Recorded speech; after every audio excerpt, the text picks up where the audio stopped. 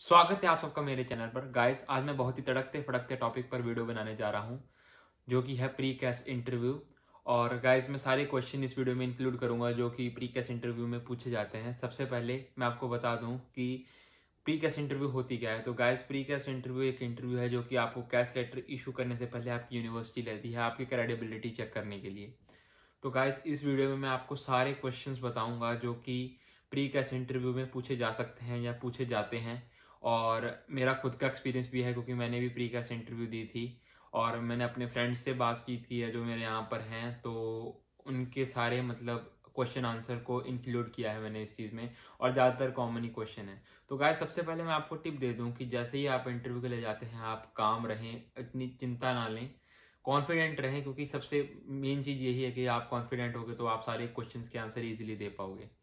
और आपको मैं ये भी रिकमेंड करूँगा कि जितना मतलब आप सही पेस पर बोल सकते हो, ना ही ज़्यादा स्लो ना ही ज़्यादा तेज़, क्योंकि अगर ज़्यादा स्लो बोलोगे तो आपको इंटरव्यूअर को ऐसा लगेगा कि जैसे आप काफ़ी कुछ सोच के बोल रहे हो। और अगर आप ज़्यादा तेज़ बोलोगे तो मैं आपको बता दूं कि जो आपका इंटरव्यूअर होता है, जो आपके इंटरव्यू ले रहा होता है, वो अपना नीचे टाइप कर रहा होता है आप जो भी आंसर दे रहे होते हैं, क्योंकि उसने यूनिवर्सिटी को शो करने होते हैं। और ऐसा ना हो कि आप काफ़ी तेज़ बोल रहे हो और कुछ वो मिस कर दे और बाद में यूनिवर्सिटी को कुछ और ही लग जाए वो आंसर। तो ये भी आपके लिए सही नहीं होगा, तो इसलिए ठीक पेस से बोलें। तो स्टार्ट करते हैं कि क्वेश्चन आपसे कौन से पूछे जाते हैं। तो गाइस, सबसे पहले जैसे ही इंटरव्यू स्टार्ट होगी, मैं आपको ये बता दूं कि हो सकता है कि इंटरव्यू आपको दिख रहा हो, इंटरव्यू जो आपकी ले रहा हो इंटरव्यूअर आपको दिख रहा हो। और मेरे केस में ऐसा नहीं था। मेरे केस में ये था कि मेरा कैमरा ऑन था, मैं इंटरव्यूअर को दिख रहा था, पर मैं इंटरव्यूअर को देख नहीं पा रहा था, मैं बस उसकी ऑडियो सुन सकता था।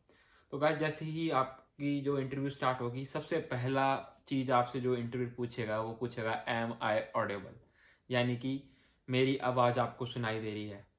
तो अगर आप यस बोलोगे तो वो फर्दर कंटिन्यू करेगा, अगर आप नो बोलोगे तो वो बार बार ट्राई करेगा। और कुछ केसेस में ऐसा होता है कि अगर आपकी मतलब नेटवर्क कनेक्शन सही नहीं है या फिर आपको आवाज़ सही नहीं आती, तो बाद में ऐसा होता है कि अब वो आपको कहीं और जगह की लोकेशन दे देते हैं कि आप यहाँ पर आकर इंटरव्यू दीजिए, ताकि हमारा जो कनेक्शन है जहाँ वॉल्यूम सही रहो। और ज़्यादातर केसेस में ऐसा नहीं होता क्योंकि कनेक्शन सही होता है और बातचीत हो जाती है। तो सबसे पहला क्वेश्चन ये पूछा जाएगा कि एम आई ऑडिबल, और आप कह दोगे कि हाँ आप ऑडिबल हो, मैं आपको सुन सकता हूँ, तो इंटरव्यू आगे बढ़ेगी।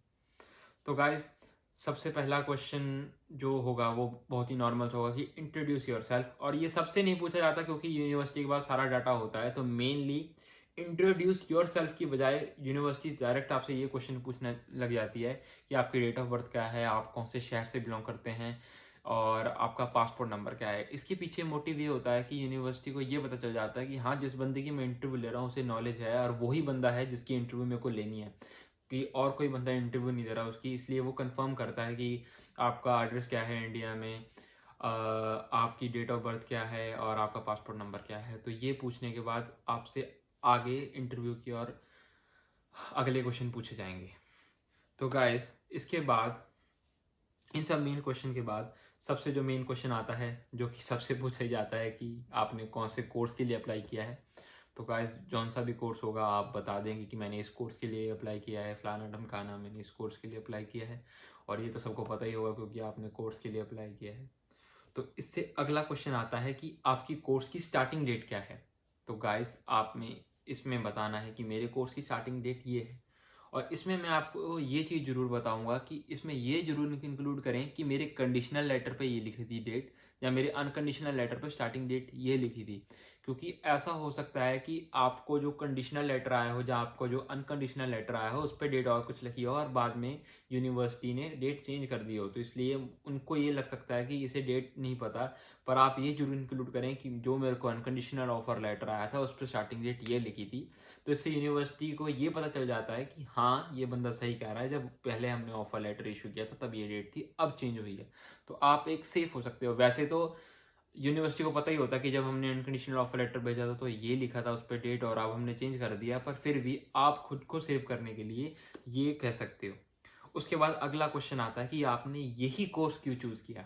तो गाइस, ये बहुत ही मतलब इंपॉर्टेंट क्वेश्चन है और मेरे ख्याल से इजी भी कह सकते हैं, क्योंकि हर बंदे का एक मोटिव होता है और हर बंदे को पता होता है कि मैं ये कोर्स कर रहा हूँ और क्यों कर रहा हूँ, तो ये तो सबको पता ही होता है।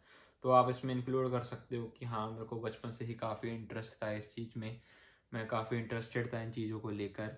इसमें गुड जॉब अपॉर्चुनिटीज़ हैं, मैंने रिसर्च भी किया है, इसमें बढ़िया जॉब मिलेगी, बढ़िया सैलरी मिलती है, तो इंटरेस्ट भी है मेरा इसमें। मैं इसलिए इस कोर्स को चूज़ कर रहा हूँ।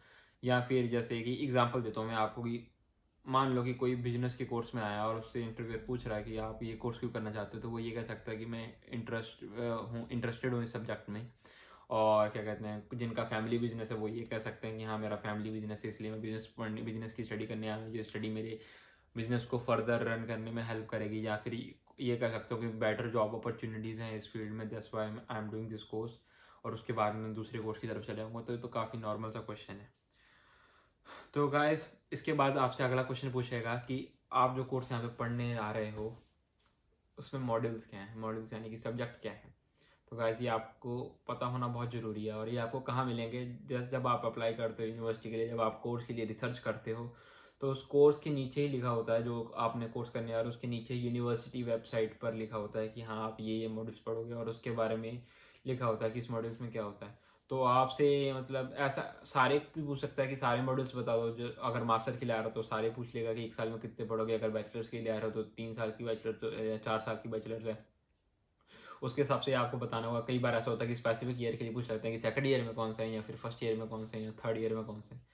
तो ये आपको नॉलेज होनी जरूरी है। उसके बाद अगर बता सकते हो तो आपको इंटरव्यू ऐसे भी कह सकता है कि ओके पर्टिकुलर मॉड्यूल उठा के किसी एक्सप्लेन करो कि इसमें क्या है आगे, तो आपको वो एक्सप्लेन करना है। तो इसके बारे में अपनी वैल्यू सर्च रखिए। उसके बाद अगला क्वेश्चन आता है कि आप यूके में कहाँ रहोगे। तो गाइस इसके मोटिव होता है पूछने का इस क्वेश्चन का कि आपको पता है कि आप वेल प्रिपेयर्ड हो, आप मेंटली प्रिपेयर हो कि आप यहाँ पे आ रहे हो, आपने यहाँ पे रहना है, यहाँ से ट्रांसपोर्ट, मतलब बंदे को पता है जो भी आ रहा है कि हाँ मैंने ट्रैवल कैसे करना है, मैंने ग्रॉसरीज लेनी यानी वो कैसे करनी है, मेरे आसपास कौन सी मार्केट है, मतलब उसने रिसर्च की है और वो यहाँ पे आके उसे तंगी नहीं होगी। तो इसका क्वेश्चन का पूछने का ये मोटिव होता है। ओके। उसके बाद फिर अगला क्वेश्चन आता है कि आपने सिर्फ यही यूनिवर्सिटी क्यों चूज़ की। तो गाइस काफ़ी ट्रिकी क्वेश्चन है और काफ़ी सिंपल क्वेश्चन भी कह सकते हैं इसे। तो आप ये कह सकते हैं कि इस यूनिवर्सिटी की रैंकिंग काफ़ी अच्छी थी। तो आप इंक्लूड कर सकते हैं डिफरेंट वेबसाइट्स के डाटा, जैसे गार्डियन हो गई, एक बहुत अच्छी वेबसाइट है, वो यूनिवर्सिटी की रैंकिंग बताती है, ओवरऑल रैंकिंग भी और आपके स्पेसिफिक कोर्स के रिलेटेड ही। और आप फैसिलिटीज़ बता सकते हैं। और इसमें आप मैं ये कहूँगा कि आप ऐसे मत कर देना कि हाँ गुड फैसिलिटीज़, फैसिलिटीज़ जो बतानी है वो आपके कोर्स स्पेसिफिक होनी चाहिए, मतलब आपके कोर्स के रिलेटेड होनी चाहिए। फॉर एग्जांपल अगर आप म्यूज़िक प्रोडक्शन करने आ रहे हो मान लो, तो म्यूज़िक प्रोडक्शन में आपको क्या क्या चाहिए होता है, आपको सॉफ्टवेयर चाहिए होते हैं बढ़िया, आपको बढ़िया प्रैक्टिकल क्लासेस चाहिए होती हैं बढ़िया, मतलब कुछ बंदों से आप मिलो, मतलब कोई टीचर्स हैं वो उन्होंने अपने कोई न्यू प्रोजेक्ट किए हों, या फिर आपको कोई जो फेमस म्यूजिक प्रोड्यूसर है उनसे मिलवाएं या उनसे उनके आइडियाज़ आपसे शेयर करवाएं। तो ये आप वेबसाइट पर देख सकते हो कि वो यूनिवर्सिटी क्या करती है। तो आप ओवरऑल ये चीज़ बता सकते हो। मैंने एग्जांपल दिया, मतलब सेम मत बोल देना, मतलब अपने कोर्स के रिलेटेड बोलना, और मतलब जो म्यूजिक प्रोडक्शन करने आ रहे हैं वो भी सेम मत बोल देना, अपने हिसाब से रिसर्च करना। आप ये इंक्लूड कर सकते हो कि हाँ ये फैसिलिटीज़ हैं, ये है, सब कुछ इंक्लूड करके जो कोर्स स्पेसिफिक हो, तो ऐसे लगता है कि हाँ बंदा जेन्युइन लगता है कि हाँ बंदे ने प्रॉपर रिसर्च की है इस पर, जेन्युइन रिसर्च है, और ये बंदा यही पढ़ने आ रहा है, तो ये काफ़ी अच्छा होता है आपके लिए। उसके बाद फिर आप ये बोल सकते हो कि जो सिटी है वो भी बहुत मतलब बड़ी मेजर रोल प्ले किया है यूनिवर्सिटी चूज़ करने में। जैसे कि मेरे केस में था कि मेरे को यूनिवर्सिटी ऑफ हडर्सफील्ड से भी ऑफर लेटर आ गया था, और मेरे को यूनिवर्सिटी जो जो मेरी अभी यूनिवर्सिटी है बर्मिंघम सिटी यूनिवर्सिटी, तो उससे भी ऑफर लेटर आ गया था। तो यूनिवर्सिटी ऑफ संदरलैंड से भी मेरे को ऑफर लेटर आ गया था। तो मेरे को 3-4 यूनिवर्सिटी से ऑफर लेटर आ गए थे। पर मैंने ये भी बताया उन्हें कि जो बर्मिंघम सिटी है, जैसे कि मैं सिख कम्युनिटी से हूँ, पंजाबी कम्युनिटी से हूँ, तो बर्मिंघम में पंजाबी कम्युनिटी काफ़ी ज़्यादा है as compare to Huddersfield and Sunderland. तो यहाँ पे आकर मेरे को जो होम सिकनेस होगी उसका इफेक्ट कम हो जाएगा, क्योंकि लगभग मेरी कम्युनिटी हो गई यहाँ पे, गुरुद्वारा होंगे तो मैं गुरुद्वारा जा सकता हूँ जब मेरे को सैड फील हो, तो मेरे को होम सिकनेस नहीं होगी और उसका इफेक्ट मेरी पढ़ाई पर भी कम पड़ेगा। तो इसलिए भी मैंने ये यूनिवर्सिटी सिलेक्ट की। तो आप इसको मेजर कंबाइन जो डिफरेंट कॉन्सिक्वेंसेज हैं और डिफरेंट जो आपके रीजन है वो इंक्लूड कर आप अपने इंटरव्यू को बता सकते हो कि हाँ कि that's why I choose this university. Okay. और उसके बाद फिर ये क्वेश्चन और है, वाई यू चूज़ यूके, क्योंकि cash pre cash interview UK के लिए होती है, तो यही पूछा जाएगा आपने यूके क्यों चूज़ किया। तो आप ये बता सकते हैं कि सबसे पहले जो मेन क्वेश्चन है और जो है भी कि हाँ यूके की एजुकेशन वर्ल्ड वाइड एक्सेप्टेड है as compare to other country, की पूरी दुनिया यूके की एजुकेशन को रिकॉग्नाइज करती है। और यूके जो है टॉप यूनिवर्सिटी का होम है, मतलब most of the top universities are based in UK only. And other factors जो मेरे को पढ़ाई के अलावा जो अदर फैक्टर्स आप इंक्लूड कर सकते हैं वो ये कह सकते हैं, जैसे कि जो मैंने कहा था कि मेरे को ठंडा वेदर अच्छा नहीं लगता, इस वजह से मैं कनाडा नहीं जाना चाहता। दूसरा रीज़न ये था कि कनाडा और अगर ऑस्ट्रेलिया को भी इंक्लूड करें तो डिस्टेंस बहुत ज़्यादा है और काफ़ी ज़्यादा ट्रैवल करना पड़ेगा अगर कोई एमरजेंसी सिचुएशन आ गई मेरे को। पर यूके इंडिया के बहुत पास है, तो लगभग डायरेक्ट फ्लाइट लेनी हो तो 8 और 9 घंटे की फ्लाइट मिल जाती है। तो इसलिए मतलब यूके आना जाना बहुत ही ईजी है, मतलब as compare to Canada and Australia. और टिकट प्राइस भी थोड़े कम है, तो इस वजह से मैंने यूके चूज़ किया। ठंडा वेदर मेरे को अच्छा नहीं लगता। ऑस्ट्रेलिया का मैंने एक और रीज़न दिया कि हाँ मेरे को ऑस्ट्रेलिया से भी मतलब क्या कहते हैं ऑस्ट्रेलिया जाना था, पर उस टाइम पे जब मैंने जाना था तब बॉर्डर क्लोज थे, तो मैंने ये भी एक रीज़न दिया था अपने इंटरव्यू को। तो आपने मतलब सेटिस्फाई करना है अलग अलग रीज़न करा के कि हाँ मेरे को यूके आना है, पहले से डिसाइड था यूके आना। मैंने ये रीज़न दिए थे, मेरा तो चलो डिसाइड ही था और मैंने रीज़न भी दे दिया आपको। और एक और रीज़न दिया था कि मैंने क्या कहते हैं कनाडा में जो डिग्री थी वो 4 साल की थी और यूके में 3 साल की थी, तो 1 साल बच भी रहा था। That's why I also choose UK. So ज़्यादातर बैचलर्स 1 साल कम की होती हैं, तो आप ये भी रीज़न दे सकते हो। तो सबको अपने अपने हिसाब से मिला जुला के आप बता सकते हो कि हाँ मैंने यूके क्यों किया। उसके बाद अगला क्वेश्चन आ जाएगा कि अपने देश में भी कर सकते थे, यहाँ पे इतने पैसे लगा के क्यों आ रहे हो तुम? तो अपने देश में भी तो तुम्हारी डिग्री है और काफ़ी कम पैसों में हो रही है, तो यहाँ पे क्यों आ रहे हो? तो इसका रीज़न मतलब आप ये दे सकते हो कि सबसे पहले तो जो अपने देश में जो स्टडी है वो थोड़ी थ्योरी पे बेस है, प्रैक्टिकल कम है। और दूसरा ये है कि जो जैसे मेरा देश है, मैंने इंडिया का ही एग्जांपल दिया था कि हाँ जैसे कि मैंने सेकंड मोस्ट पॉपुलेटेड कंट्री है वर्ल्ड की। और उसके बाद क्या कहते हैं हम जो मेजर जो पॉपुलेशन है वो ये है कि कॉलेज गोइंग और यूनिवर्सिटी गोइंग स्टूडेंट्स की है, मतलब यंगस्टर्स काफ़ी ज़्यादा हैं। और उसके मुकाबले क्वालिटी एजुकेशन प्रोवाइडिंग इंस्टीट्यूट बहुत ही ज़्यादा कम है और कंपटीशन बहुत हाई है। तो इसलिए सबको मतलब अगर वेल रिकॉग्नाइज्ड इंस्टीट्यूशन में जैसे कि एम्स हो गया, आईआईटीज़ हो गई जो अपनी हो जाती हैं, तो जो बढ़िया इंस्टीट्यूशन है उसमें एडमिशन नहीं मिल पाती और बाकी कॉलेज की मतलब जो एजुकेशन है वो उस लेवल की नहीं हो पाती। इस वजह से मैं यूके आ रहा हूँ। हाँ, मैं मानता हूँ कि हम पैसे ज़्यादा लगा रहे हैं, पर जो मेरे को एजुकेशन मिल रही है वो काफ़ी प्रेशियस है और उसके थ्रू मैं अपना जो जितना भी पैसा है इस कोर्स में लगा रहा हूँ वो मैं अपना वापस अर्न कर सकता हूँ आने वाले कुछ ईयर्स में। तो आप ये रीज़न दे सकते हो कि that's why I am not doing this course in my country, I am doing this in UK. So आगे बढ़ते हैं अगले क्वेश्चन की ओर। तो अगला क्वेश्चन है कि आपकी एजुकेशन को स्पॉन्सर या फाइनेंस कौन कर रहा है? अगर आपके पेरेंट्स कर रहे हैं तो आप ये बता सकते हैं कि मेरे पेरेंट्स कर रहे हैं। और अगर आप खुद कर रहे हैं तो आप बता सकते हैं खुद कैसे मतलब खुद मतलब आपकी सेविंग्स है, आपने काम किया है, तो वो आप बता सकते हैं तो कि आप खुद कर रहे हैं अपने आप को स्पॉन्सर। तो ये रीज़न हो सकता है। दूसरा रीज़न दूसरा मतलब रीज़न तो नहीं कह सकते, इसे क्वेश्चन आगे से पूछ लेगा कि आपके पेरेंट्स क्या करते हैं। तो इसके पीछे ये मोटिव होता है यूनिवर्सिटी का कि ऐसा ना हो कि इसके पेरेंट्स की तनख्वाह कम हो, ये लोन वोन उठा के आ रहा हो बंदा और बाद में ये पे ही ना कर पाए। और इसलिए आपसे पेरेंट्स की आपके पेरेंट्स क्या करते हैं, कितना अर्न करते हैं, ये भी पूछ सकते हैं। तो आप बता सकते हो कि हाँ मेरे पेरेंट्स इतना अर्न कर सकते हैं। आप सेविंग्स इंक्लूड कर सकते हो, जो मेरे पेरेंट्स की सेविंग है जो उन्होंने मेरे लिए की थी मेरी पढ़ाई पर लगाने के लिए। या फिर अगर आपसे पूछ लोगे कि आपकी आपकी पे कितनी थी जो पहले आप जॉब करते थे, आप ये बता सकोगे इतनी जॉब थी, इतनी मैंने सेविंग की है, इतना मैंने लोन उठाया, तो वो बात मेरी पे भी कर दूंगा। आपसे ये भी पूछा जाएगा कि आपका कोर्स खत्म होने के बाद आपका अगला प्लान क्या है, तो आप बता सकते हो कि मैंने रिसर्च कर रखी है, मेरे को इस कंपनी में जॉब मिल सकती है, इस कंपनी में जॉब मिल सकती है। या फिर उनका खुद का बिजनेस है तो वो तो कह ही सकते हैं कि मैं अपना बिजनेस संभालने जाऊँगा तो वहाँ से मैं अर्न करूँगा, इतनी मेरी सैलरी होगी और मैं आराम से जितनी फीस मैंने इन्वेस्ट की है उतनी मैं अर्न कर लूँगा आने वाले कुछ सालों में। So that's why I am coming to UK. तो आप ये रीज़न इंक्लूड कर सकते हो, मतलब उनको ये फील होना चाहिए कि हाँ ये बंदे के पास पैसे हैं, ऐसा नहीं हो सकता कि ये लोन लेकर यहाँ पे आ जाए।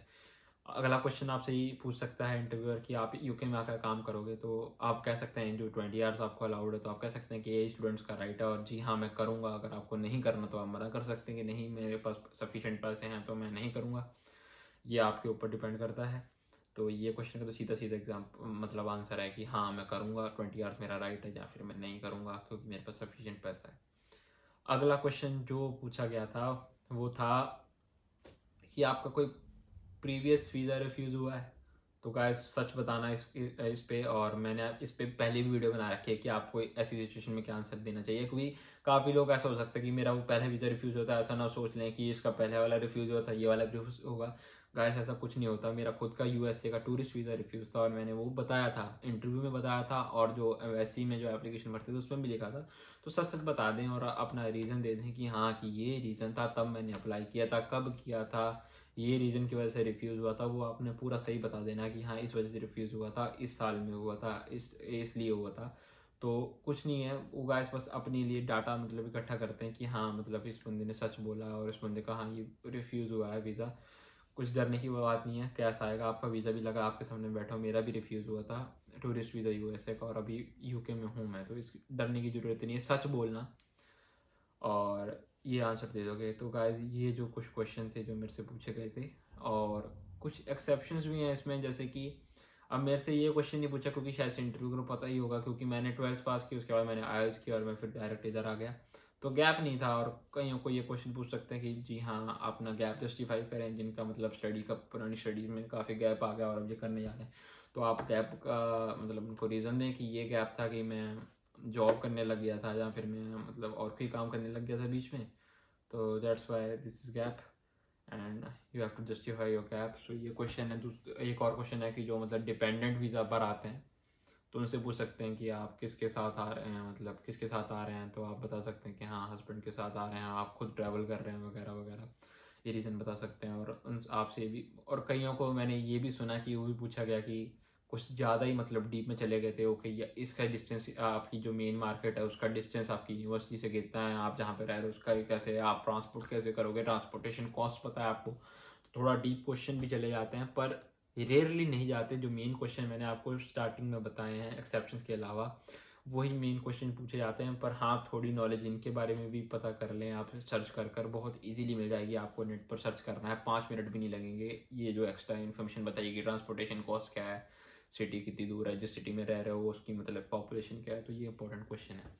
तो गाइज ये सारे क्वेश्चन थे जो मैंने इंक्लूड किए हैं इस वीडियो में, और यही क्वेश्चंस हैं। इसके अलावा मेरे को नहीं लगता कोई और क्वेश्चन पूछना पड़े। और गाइस ज़्यादा से ज़्यादा वीडियो देखें इसके बारे में, क्योंकि हो सकता है कि कोई और क्वेश्चन और आपको दूसरी किसी वीडियो में मिल जाए। तो गाइस अगर आपको ये वीडियो अच्छी लगी तो इस वीडियो को लाइक करें और शेयर जरूर करें, क्योंकि किसी और बंदे को अगर इसकी वीडियो की मदद चाहिए होगी तो वो बंदा इस वीडियो की मदद ले सकता है। तो जल्दी मिलेंगे आपको ऐसी ही नई वीडियो में, तब तक के लिए बाय।